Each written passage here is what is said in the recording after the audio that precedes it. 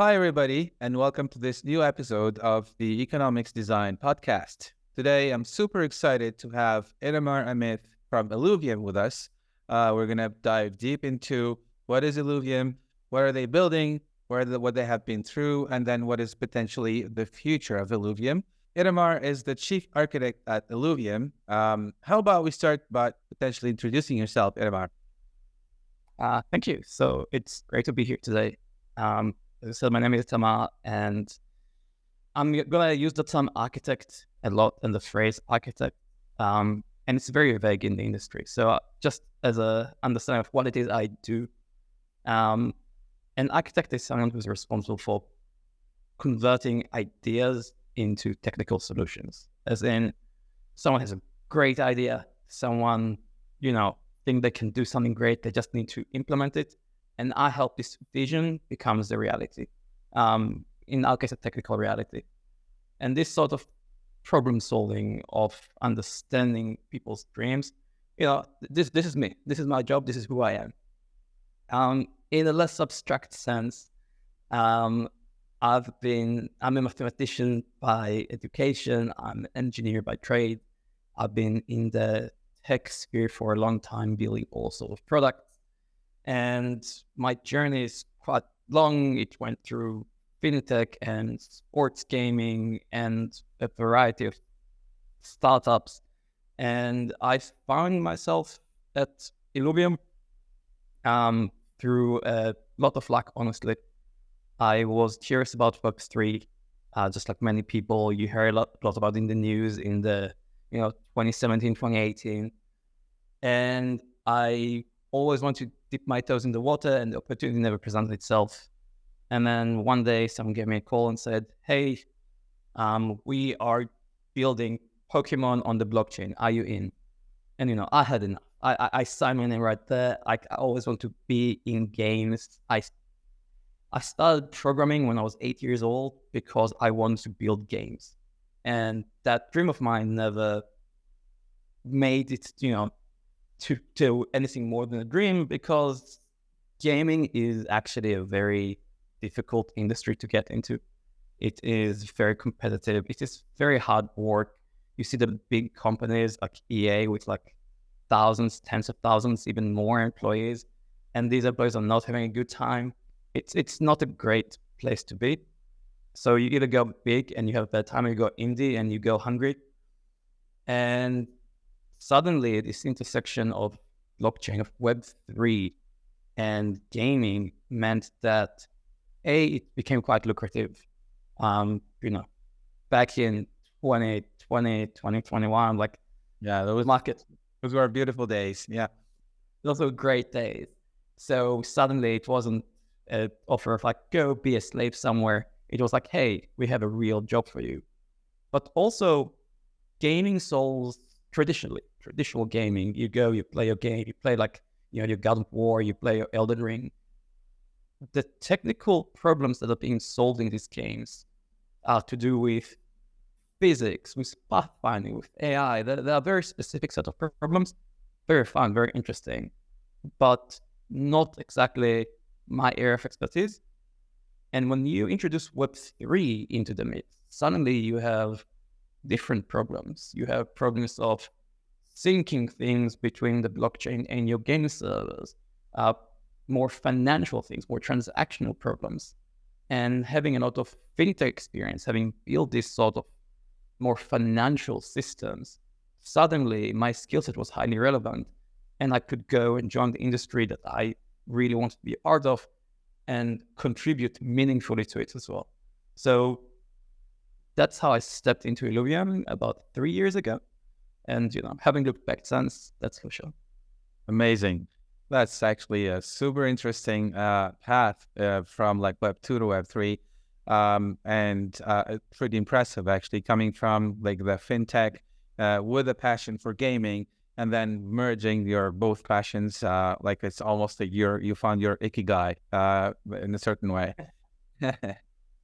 So, without further ado, how about we dive into the universe of Illuvium? Most people know a lot of things about Illuvium, but maybe you can tell us a little bit more about what you guys have been building for the past 2 to 3 years. So I will do my best to talk about what we're doing and separate it from what we want to do and what the vision is. Because while we do our best to keep all these three things aligned, sometimes they do diverge a little bit. And we do need to, I will try and do my best to actually say what we've been doing and then talk a little bit about what we want to do. Okay. So Illuvium was built on the very reasonable and very achievable dream of creating a Web3 ecosystem. From the get-go, we had this very ambitious vision of saying we want to create multiple things that interact with each other.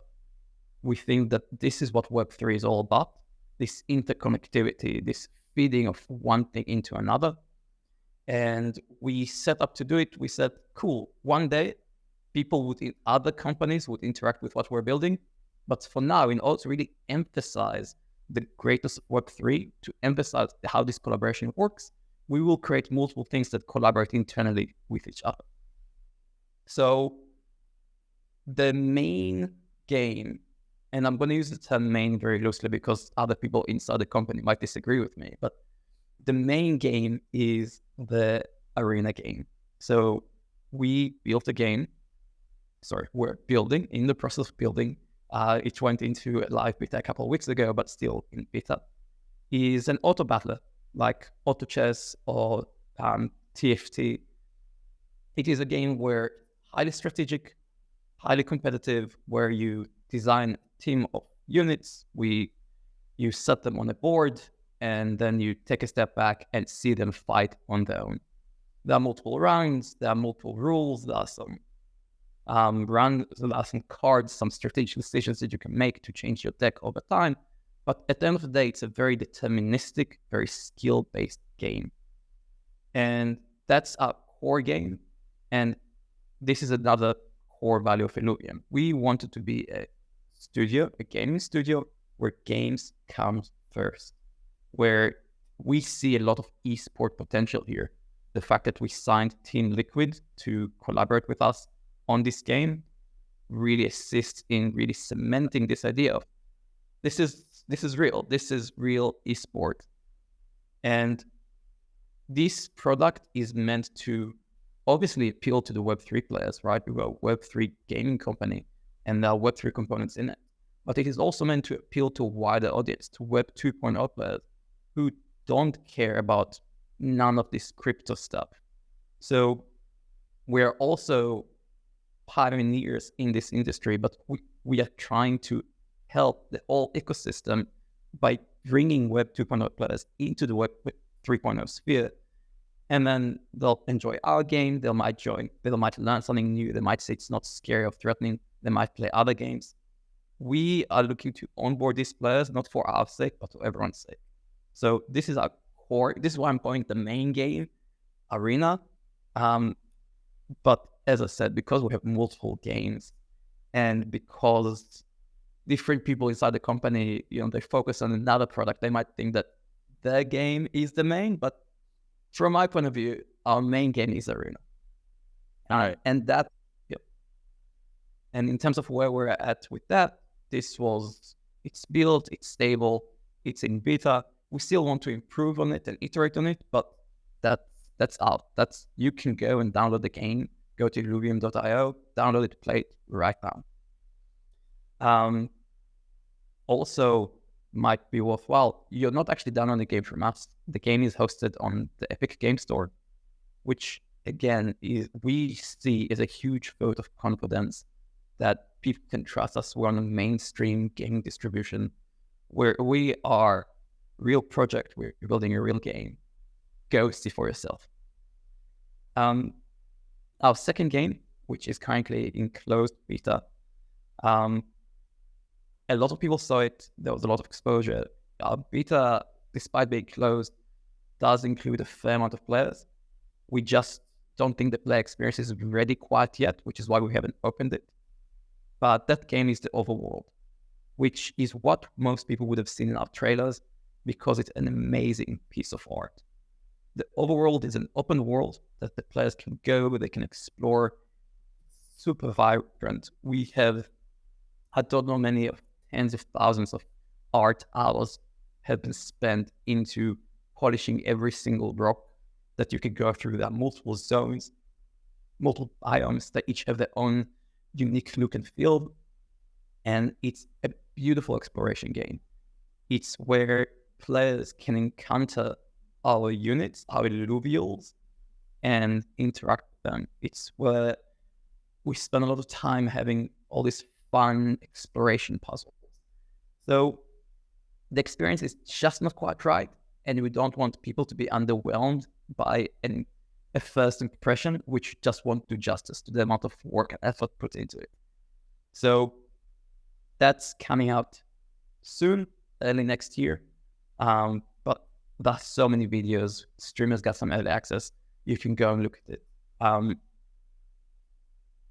think that I'm going to allude to what we might cover later about the direction, but it's just one of these things that has infinite potential. If you ever played a game and looked around and thought, I can change this. If I was making this game, I would, add a little bit of that or add a little bit of this. And I think that this is just where we're at the moment, where we need to kind of decide on the direction and go with it, but there are infinite possibilities, so it's hard to pick one. So that's our second game. Our third game is Illuvium 0. And I don't want to go too far in depth about the history behind it, although if we have time, it's a very interesting story. But Illuvium 0 is a mobile game. And in short, I want to say a couple of years ago, we were looking to release stuff to the community. We said, hey, we are still well away from having the game out because, a couple of years ago, games take time. But we want our community to have something they can interact with in their hands. We want them to play something, to play with something, not just, look at static assets, which we have been producing and releasing to showcase our progress. But, looking at pretty pictures is not a game. So we decided to create a mini game. And then, too many brainstorming sessions later, we ended up with like a fully fledged mobile game, which is Illuvium 0. So Illuvium 0 is a city building game, and you play it on your mobile device. You use an Illuvium land, which is an NFT which has been released, and you play on that land. You build buildings on this NFT effectively. It's super pretty. It's super addictive. I mean, we see the stats of people waking up in the middle of the night to just build another building on the plot because, they have enough resources. So it's very satisfying to see how much the community loves that game and the interaction with it. So that's Illuvium 0. And again, I know I've said before, super pretty. Our art team doesn't miss a bit. Everything they produce is amazingly polished. It looks so good. I would recommend anyone who has any interest to just go and have a look because it's just so pretty. And lastly, our most recent game is called Illuvium Beyond. Now, Illuvium Beyond is the most organic product I've ever seen, which is amazing. We wanted to interact with the community again, and we want to do some sort of sale.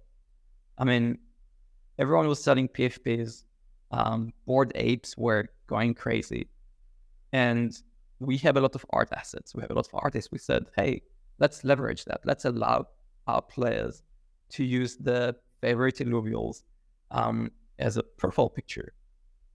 And of course, we're an ambitious studio. We couldn't just say like, yeah, cool, we're just going to sell something. Like, no. This is not how we work.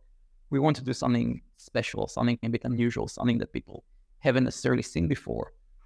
And what the Beyond does is we sell people discs, which they can load and get the contents of. And these contain illuvial portraits, which come in some number of flavors, but they also contain accessories. And both the portraits and accessories are NFTs, which the player can bond together to put a hat on the axolotl, or, put a necklace around the coca. And it gives a different level of interaction. It's something a bit different, a bit unique. It's not like the other projects where you just get something random. You actually get a little bit more here. You get more interaction. And beyond is the album game that is associated with it. So just like back in the day, you might have had your album of Pokemon cards or some sports-related cards, if that's what you were into, not judging. Then beyond, it allows you to sleeve your Illuvitars, right, as your small PFPs, into different slots and say, cool, I have this necklace, I have this portrait, I have this expression. And players can create albums, showcase the collections, and also get points based on the completion rate and how rare if any single item in the collection is. And the beauty here is that it felt so natural, it felt so organic. It was just like the games we used to play when we were younger, just collecting these cards and sleeving them and having these albums we carried around and showed our friends and traded.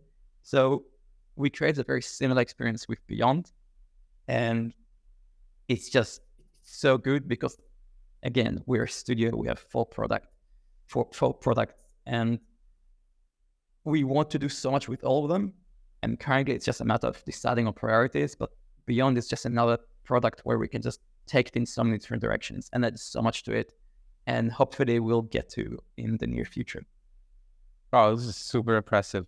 I was actually a soccer fan growing up. So I remember having my album with my favorite soccer players or football players for people in Europe. And I even have goosebumps remembering those days, like when I found super rare cards, for example. And I can't just stress enough how impressive how impressive the things that you guys are building, because these different games are so different and as you mentioned a few times, you're focused on the quality of the design, on the art side of things is there. It's impressive. Every time I saw a video from Illuvium, I was like, wow, this is next level. And you mentioned it as well, games take time. A lot of people in Web3 rushed to launch games in just a few months. They were super bad quality, and it hurt the whole industry. While you guys were there, hyped from the beginning, but you kept building up until you were ready to release every piece at its specific moment. How was the navigation between the early days during the previous bull run, then going through the bear cycle, and now potentially getting a new start of a bull run again?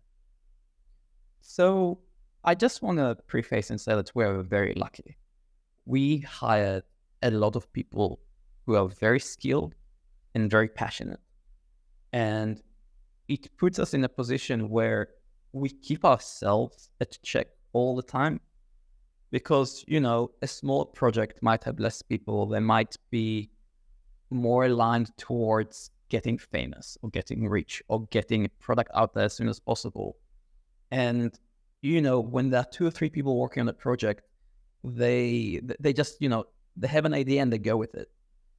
And Illuvium, because we're quite lucky early on and with our ICO, we're able to build quite a large team from the get-go. I mean, large, couple dozen people, right? For Web3. I just don't want to think people to think that we have 10,000 people working at Illuvium. This is not where we're at yet.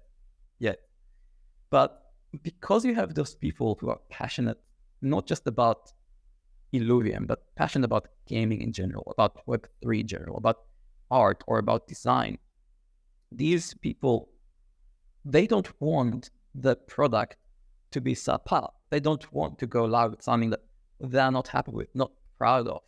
So we're very lucky in that sense that we're keeping ourselves in check. And I mean, sure, sometimes you need to be pragmatic, but I think that if you look at the last 3 years, a lot of our decisions were done right and not knee-jerk reactions. So this is why, if you're talking about the bull run versus, the winter versus now, there isn't too much difference because we're very lucky that we're not starved for resources. We're able to build up during the bull run, which was very lucky. And then we're able to make sensible decisions that were well thought and well considered. And we weren't forced to make any rush decision during the winter. Of course, we definitely wanted to release something out ASAP, but it's this constant conversation of saying, yeah, we want something as soon as possible, but also we cannot let this compromise quality, which is exactly why Overworld is currently in closed beta and not open beta, because as much as we want people to have their hands around this amazing experience we made for them, we also want to make sure that it's as good as possible when it comes out. And sure, I think that a lot of people who might have worked tirelessly for the last 2 years would be disappointed by the fact that their game isn't out yet. But also, they want the game to be good. They want the players to have the best experience possible. And for those 2 years to not just be wasted on a mediocre experience. I fully agree. And I love the no compromise on quality, which is unfortunately not always the case in Web3 gaming. And the fact that you guys are on the Epic store is just a testimony to the quality what you've been building. So you're not just building something for a Web3 gamer community, you're building something for gamers in general.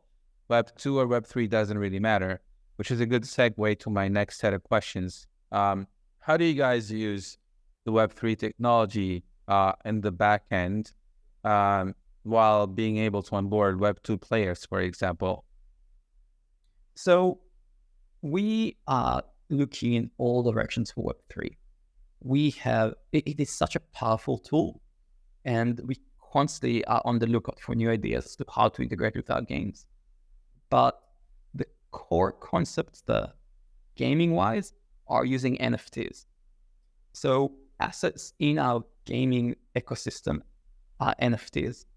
And our goal is to allow these NFTs to be useful across different games in our ecosystem.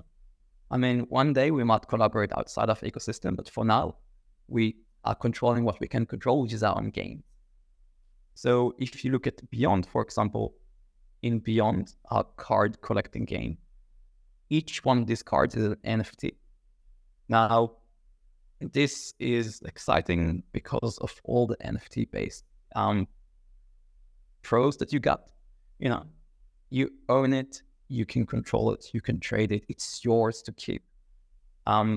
This same Illuvium that you're using in this game to just as a sleeve is also your PFP.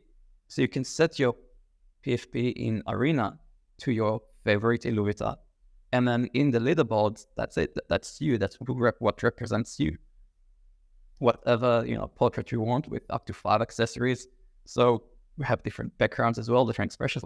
So everyone is a bit unique, which is really good. You can really associate a person with a PFP. Coming up in the overworld, we have crafting, right? You have your jetpack and your boots and your gun. You have all these different assets that you can craft in there. So you collect NFTs, then you burn them, then you meet new ones. And this interaction is very Web3. But thanks to integration with Immutable X passport technology, we are able to offer a seamless experience to Web 2.0 players. So one of the main issues that we foresaw with having NFTs included in any game, and is that if you interact with NFTs on a daily basis, you'd know that every time you want to do something with your NFT, you have to interact with your wallet. You have to, if you're using a browser, you'll have a pop-up, maybe MetaMask. Maybe that MetaMask would go to your Trezor. Like it's a lot of fiddling around. Now, imagine you are walking around the virtual world and you see a very, very Illuvium and you want to capture it. So you prepare your shard, which is what you need to capture in Illuvium. And instead of having an amazing cinematic moment where you throw your shard at the Illuvium and you might win, you might not, will capture it, run away, instead of having this super immersive experience, instead you get a pop-up saying, hey, you need to sign this transaction, get your Trezor out, take your pin in, and then you look at the screen and something might happen, but the immersion was already broken. So we were really we asked ourselves again and again, how do we make sure that the experience that we offer players, 3.0 players or 2.0 players, it doesn't matter. Any player wants to enjoy the game. A Web 3.0 players might be okay with, signing a transaction, but they won't enjoy it. A Web 2.0 players would go like, I'm out of this. What is this crypto nonsense? I'm not having any of it. So removing this friction was such a huge point from day one. And thankfully, the passport technology allows us to do exactly that. So I'm going to label it as magic because I don't want to go too deep into the tech, but it abstracts away all of this complexity and allows a player to interact with their wallet in a frictionless way so that they can enjoy our game. And the beauty of it is that Web 3.0 players would understand what was going on behind the scenes with the wallet and everything. Like this is fine. They know what's going on. They're technically savvy. Web 2.0 players, on the other hand, can completely ignore the fact there is a wallet there. From their point of view, they can just think of it as like, hey, this is my in-game inventory. And, it might be backed by NFTs, whatever these might be. There might be a wallet involved. They don't need to be familiar with any of these terms because from their point of view, they're playing a game and that game is fun and that game is exciting and beautiful. And it's a Web 2.0 game until they decide to just make it into a Web 3.0 game and realize they have a wall. Amazing.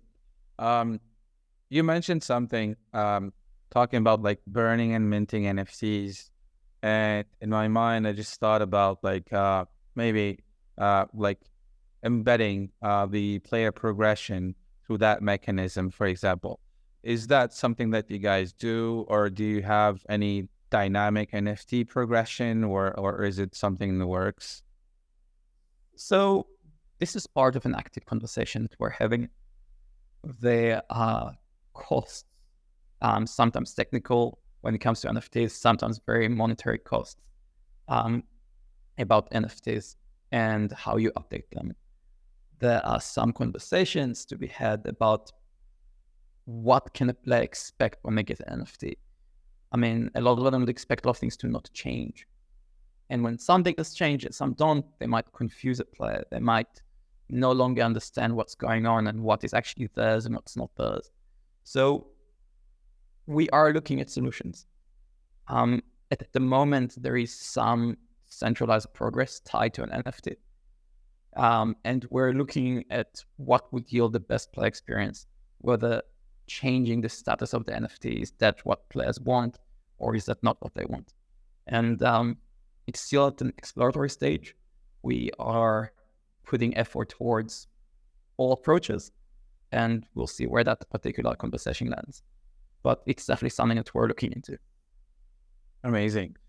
You mentioned that the NFTs or the assets can be moved from one game to the other.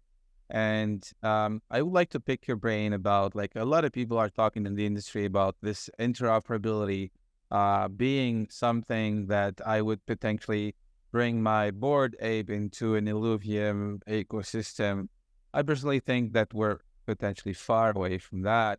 But is it something part of your vision to be interoperable with external systems, or is the vision really to build a system that is kind of completely close to the outside, but has multiple interoperable components inside?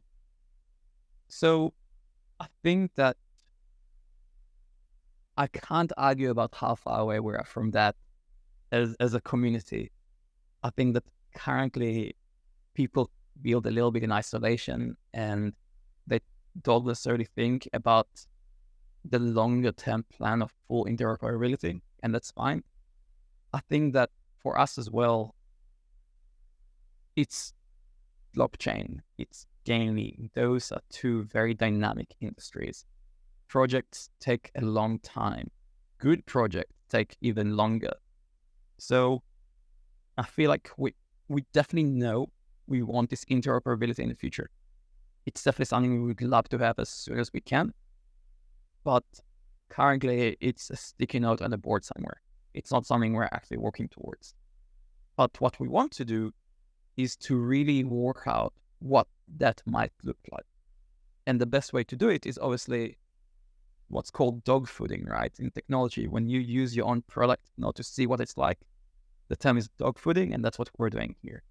By creating multiple games that have interoperable components, we know what it feels like. We go, hey, this experience isn't great for our developers or isn't great for our players. And hopefully, by doing this internally, we'll get a process where maybe we'll be able to easily say, hey, any game that wants to be interoperable with Illuvium, just follow this tutorial, follow this guide that we publish, because we understand what it takes. And hopefully that will lower the barrier of entry for interoperability. We obviously, we're practicing what we preach, and we want to have this in all of our games, but we acknowledge the fact it's difficult to have externally, but far from impossible, and it's definitely the vision. Amazing. Us at Economic Design, obviously, we focus a lot on Web3 economies and token economies and token design. So the next few questions will be focusing on the economic side of things. The first days of the, let's call it Game 5, because a lot of people are trying to shy away from that term today, are gone, obviously. Axie Infinity made the whole industry super popular, although they were not the first ones to explore these mechanisms. But just to summarize it, like minting a token out of thin air and giving it as a reward to a group of people just for playing a game has proven not being sustainable. How are you approaching the monetization as well as the revenue sharing with the Web3 gamers, and how many things did you learn from the mistakes of others, like Axie Infinity, for example? So I just want to say that while it is important to learn from all mistakes, I think it's super important to just remember that just because something wasn't implemented in the best possible way doesn't mean it was wrong. I think that what Axie did, if nothing else, was successful for a period of time, right? It got a lot of people, it got a lot of buzz. They had a very impressive ecosystem. Now, what happened to it at some stage? Was it preventable? I think that you can learn from everything, and keeping an open mind is so important. With that being said, yes, printing NFTs left, right, and center is, if you don't design your token, if you don't look at your economy and say, sure, if something comes in, something must come out, otherwise it will inflate. This is not crazy complicated. And I think a lot of people are doing a very, very good job. If you look at white papers around, just people's ideas as to how to keep systems in balance. Like, we have a lot of creativity in the space, and we're very lucky that people are going, full mad scientist on the white papers. I love it. So bring it back to Illuvium. We have a couple of ERC20s at the moment. So we have the ILV, which is our governance token. And it's super important. We're keeping it completely separate from our game tokens and game economies. ILV is very much an Illuvium. It's like the high-level ecosystem studio token. People can't use it to purchase things. This is not how we want it to be used. ILV is used for governance. As time will progress. Illuvium is a DAO, and over time, it will be more and more apparent just how decentralized our decision process is. So ILV token holders would be able to impact the direction that the Illuvium studio is taking in a very meaningful way. Even now, every major decision is being raised as an IP, and token holders can vote on it. And for this to be meaningful, for the holdings to be meaningful, we're not just gonna start minting infinite LVs. In fact, there is a finite supply for LVs. This is all about, this is all very public. This is the beauty of Web 3.0. People can see for themselves what is going on. And right now, again, most people have the LVs. They can stake for the ILV or rewards. But the goal here is, in the hopefully not very long term, is for ILV to also be used for revenue distribution. So by you holding this ILV token, you're eligible to get part of the revenue that the studio is generating, which, you put on the hard yards now. You suffer with us as we are toiling night and day, but soon our games would start making a profit, and the holders would be able to benefit from it and share it with us. Sure, we can share it with them. Okay. Sorry. I was gonna say that's cool. So the ILV token is the main governance token, and it will have a revenue share component in the future when the games will be actually generating profits. Yep, that's right. Cool. So the other token that we have is SLV2, which was used early on as a staking reward. So players could stake the token as a show of confidence, and they get rewarded with SLV2, which is used for purchasing assets on our store, for example. We commit to allowing it to be used SLV2 as the same, it's pegged in value to ILV, and it can be used instead of ETH for purchasing assets.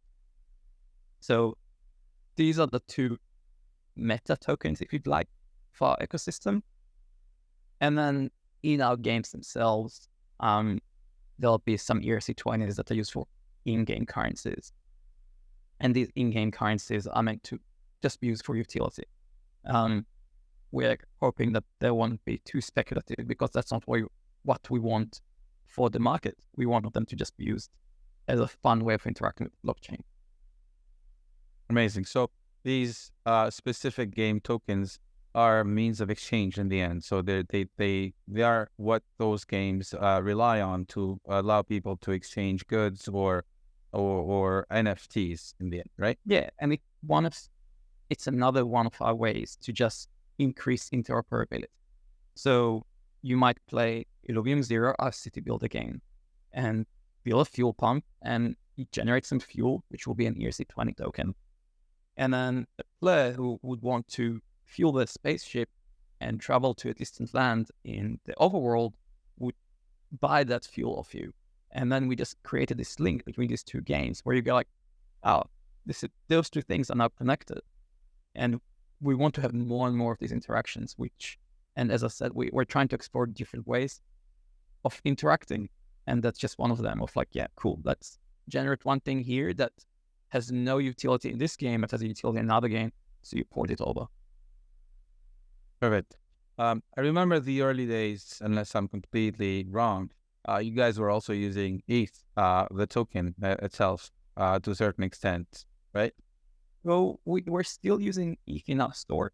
We allow players to buy assets such as this, so the beyond containers that contain the NFTs.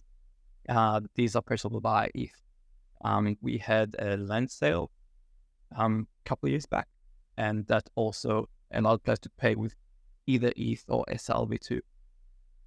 But in our game system, the goal is to abstract this away and for the game themselves to not use ETH directly. All right, cool. It's a perfect segue to my next question, which is, what is Illuvidex? So Illuvidex is a bit of an umbrella term, and it is what we call our web app because it's, our Dex, and we're Illuvium. Illuvidex seems like a great idea. It's where we host our events, our sale events. So Beyond is a seasonal game. We have different sets and different waves and different promotional sales. These are all housed inside the deck. Now, the Dex also allows you it also houses a secondary market. So if you want to trade your assets, sell them, buy some, you're looking for a very specific Illuvita to slave in a very specific slave of your album, that's where you go. It's a very clever web app. It gives you a lot of ways to sort and filter, and it also provides you with a lot of statistics about history and pricing. And the reason why we build our own deck is that Illuvium is built primarily on immutable X's L2, and that's not as supported by, say, OpenSea. So we couldn't just leverage OpenSea as a third-party marketplace. So we decided to create our own, which was a great decision because it's very pretty. But it also gave us a sort of base operation. People know where to go. They go to the Illuvidex to purchase the items, to look at things. Like our players know that they can always come to our ecosystem for anything they want to do. And that's very powerful. Not sending your customers away saying, oh, you want to do some operation? Go somewhere else. We don't do this. We really decided to support our players in whatever journey they want by including everything on our side and building our own decks. Over time, the decks might evolve to include other services to do with our other games. But yeah, the Dex is just a player's home on the web. So a lot of games rely on UGC to kind of decentralize even other aspects of the creativity around certain aspects of the game. Is that something that you guys are playing with? Is that something that is on your roadmap? Can you tell us about like how UGC and Illuvium are kind of connected or completely disconnected? So technically speaking, in a very broad sense, we have very strong art team. So usually I'm assuming people hear UGC and I think someone creating some art or designing something. And those are the things that we as a studio are very good at. We have great designers, we have great game designers, we have a lot of art assets. So this is what we would like to keep in-house for now. But with that being said, we're super community driven. Our Discord is quite populated and very, very active. And people's ideas is what we take on board. It's what we listen to. You might not be able to create an Illuvita as an Illuvium member, like Discord member, but you will be able to come up with proposals. You will be able to dictate the direction of the game. You will be able to do all these things, which, I mean, I don't know where you draw the line at what content is, but you can impact the game itself, even if not individual assets in it. With that being said, I think that there are a lot of things we can do and want to do, especially around balancing. And we would love for this to be a more community-driven effort. So while you might not be able to decide that an Exaltals should have 4 or instead of 2, you might very well be able to say, hey, I think that this attack is too weak, or this ultimate is overwhelming, and allow and just propose some changes to the balance in such a way that would be incorporated into the game. Those sort of pipelines are something that we want to make much more frictionless. and allow our player base to really dictate what's going on the screens in game. I think the other aspect where we're currently laying into user-generated content is in Beyond. In Illuvium Zero. In Illuvium Zero, a city building game, people can build what's called mega cities, which just means that they own multiple plot of lands which are next to each other. And it's funny because this sort of very simple concept leads to a lot of community interaction and people following, like, who owns this, who owns that. There is a lot of conversation, a lot of discussion. And all of this buzz, which again, I don't know where you draw the line at content or user-generated content, but all this buzz is coming from the community. They're the ones driving it. So I reckon as a community, there is a lot of that can really impact our game, but it's currently at a high level and not at the asset level. And that is done simply because we're very lucky to have the teams that can support this without the need for reliance on the community. So technically, Illuvium Zero is a UGC game in the end because people are using the assets to build cities and ecosystems. So that is one way of using the users to create something that you don't have to control to 100% of what it is. Yeah. I think that if you ask all 5 players to take screenshots of the city, no two would be the same. Perfect. You did a great job not diving into the future of Illuvium. So I think it might be time now to tell our audience about what is the vision moving forward. Where is Illuvium going based on your knowledge of today? So we are at the great point right now where we're moments from going live. And hopefully that will happen very soon, early next year. And for the first time in a long time, people would be able to just see what Illuvium truly is. We'll have multiple products out. They'll be interconnected. We'll have offering for Web 3.0, offering for Web 2.0 players. And we'll see what, and as I said earlier, all of our games can be extended in 1,000 different directions. Sure, there is a lot going on in them, but if you look at anything, you can always improve on it, build up on it. If you're looking at Beyond, we can have more sets and more illuvials. If you look at the overworld, we can have more worlds or more interactions. If you look at Arena, we can have more game modes.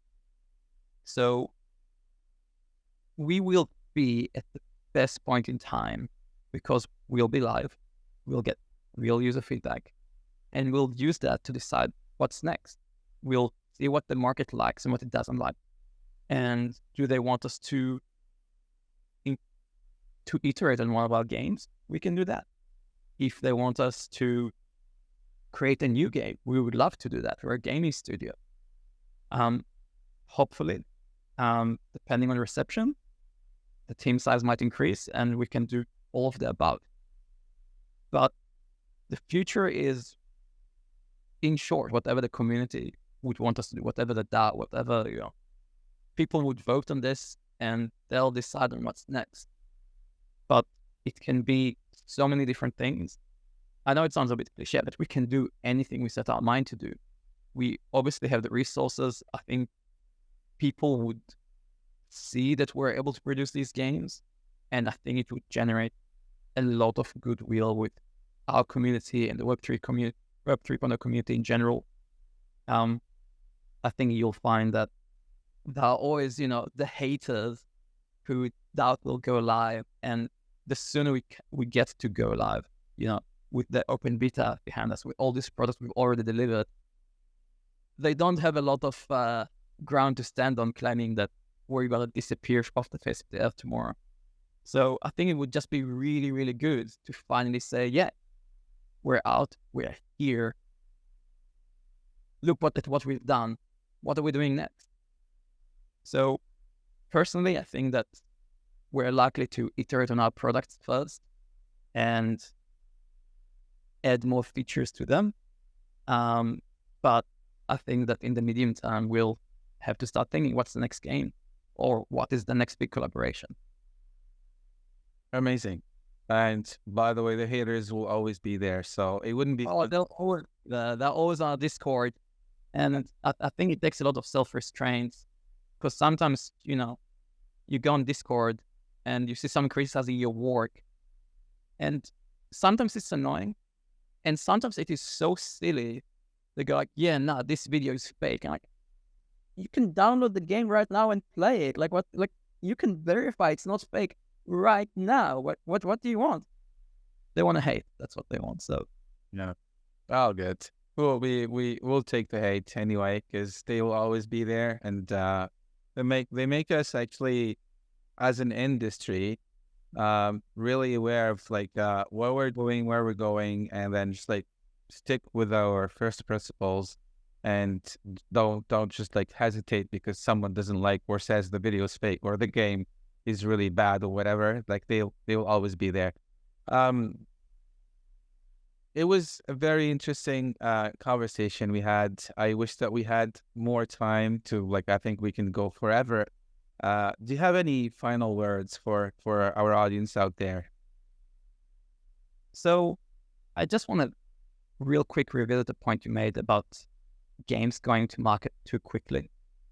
And I just want to say it's okay. Web 3.0, gaming, those are tough ecosystems. If you're a developer out there, if you're a designer out there, if you are a game designer, if you are anything in this space or any space, it's okay to make mistakes. It's okay to go live quick. It's okay to do something quickly and see if it works. Whatever happens, don't dissuade yourself. Don't lose hope. Go be creative. Go produce something, whatever it is, and just go do it. Like, I'm so for it. And I think that as an industry, we shouldn't judge people too harshly when they fail because of optics, because they might give people a bad name. Like, let's all, take a deep breath and assume that people did the best they did, the best they could based on the information they had and what they wanted to achieve, and just give people a bit of benefit of doubt and support creators even when they don't succeed. Super inspiring. Thank you very much, Itamar. It was a pleasure to have you on this episode of Economics Design Podcast. Yeah, and I hope that next time we talk, it's going to be to announce the launch of the Illuvium overworld. Looking forward to it. Thank you very much. And to our audience, thank you again for listening in or watching the video if you're on YouTube. And then don't forget to subscribe and follow us. Thank you very much, Itamar. Thank you very much, Illuvium. And then bye for now.